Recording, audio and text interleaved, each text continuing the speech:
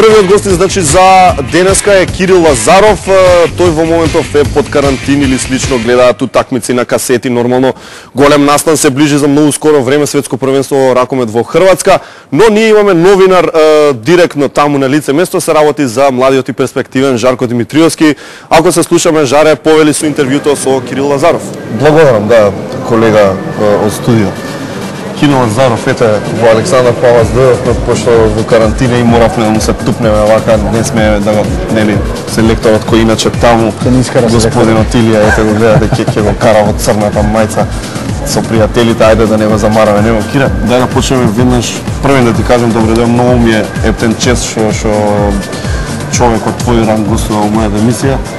Да почнеме најглавното од она што ни е главна тема, тоа е светско во Хрватска. Се ближи многу, после 10 и кусур години, знаеш, се ближи некој таков адреналин притисок кај нас како јавност, дека македонскиот ракомет е вратен на врната сцена, дека може да направиме нешто големо. Како ти се чини од докот ситуацијава со групава? Има ли кога ги цени шансите за да пројдеме у таа прва рунда? Ова прелиминарна или се како се? Видете вака, ние направивме голем успех. Значи во баражниот преварот пројдовме на репрезентација како Исланд, која после месец дена, после тој бараж, после тој дебакл што го направи, на Олимписките игри во Пекинг што се одржа, освои сребрна медаља. Да. Самото тоа покажува, значи, каков успех сме направили. И ние тоа што ни се деси, во тоа моментално не верувавме, мислевме дека сме стварно, ете, ни се посреќи, дека таков бил денот, не знам што.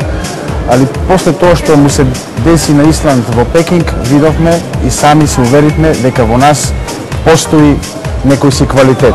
Сакале ние не да признаеме, значи покрај среќата што не пратеше тогаш со Исланд, значи во нас самите себе се уверивме дека постои квалитет. За групава Алжир, Германија, Русија, Тунис, Хрватска, извини Хрватска, Полска, Тогу, Полска, Алжир, Германија, Русија, Тунис, ние. Да. Мора да бидеме реални. Значи се наоѓаме во една многу тешка група. Еве само ќе ги спомнам репрезентациите на Германија и Полска. Значи на последното светско првенство кое што се одржа 2007 во Германија, значи тие две репрезентации го играа финалето на тоа светско првенство. А ние како Македонија се наоѓаме со нив во група. За Русија не сакам да зборувам, значи нема зборови, Русија е една светска велесила која што години уназад освојувала и ќе освојува и така натаму. Е тука Тунис и Алжир. Алжир можам да кажам со сигурност дека на тој надпревар, иако треба да го одработиме, дека сме по квалитетни и сме фаворити, додека со Тунис се работи за исто една квалитетна репрезентација која од светски ранки. Да, имаат кои настапуваат во Франција, во добри првенства, имаат квалитетни играчи, али мислам дека ние со тоа што покажавме дека со секој ќе можеме рамноправно да се носиме. Споредбено со сите вака претходни години, земени во предвид онака комплетно сите факти, тимска атмосфера, селектор, повреди и така натаму. Како ти се чини годинава? Ако се вратиме години назад, стално ни наметнувале, ни ставале, ние сме една генерација која веќе 7-8 години сме заедно. И тука е нашата сила, тука е гледам нашата сила. Во минатото имавме селектори од разни држави, каде што доаѓа и ни се наметнува, и ни се докажува, не омаловажува, дека ние не знаеме ништо, дека ние сме нови на сцена, дека ние не знаеме како се додава ракомет, како се шутира. Тоа ние не го признававме јавно, али тоа нас не сметаше и не тиштеше. Сега дојде господинот Илија Темелковски, македонец. Значи, не се постави така, да се знаеме одамна, имаме работено, значи се постави сосема другарски, сосема честно, значи никого ниту фалеше, ниту омаловажуваше и така се создаде една тимска атмосфера, се создаде еден тимски дух и мислам дека тоа беше најважното што направивме еден голем резултат. Во Хрватска како ли организација? Ја изградија арена импозантна, една сала преку 15.000 гледачи. Друго, мислиш дека се тип-топ спремни? Ти си таму баш? Таму јас играм за нивниот, за хрватски клуб, така да ми е све познато. Многу државата многу вложи за ова светско првенство. Дали поставила, не знам, некои нови стандарди за тоа како треба да изгледа? Да, моје мислење дека ова ќе биде едно од најдобрите организирани првенства воопшто во ракомет, во кошарка, сега со фудбал, не споредуваме фудбал.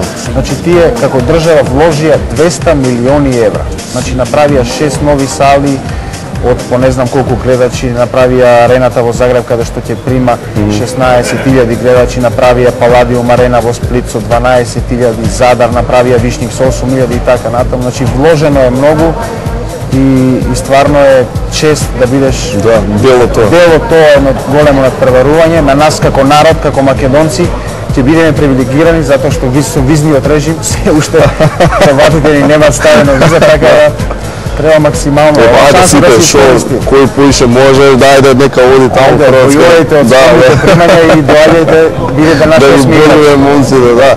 Кире, ја спомна Хрватска дека играш таму, играш во Загреб, дел си од еден тим кој што многу често го нарекуваат и Dream Team во европскиот и светски ракомет.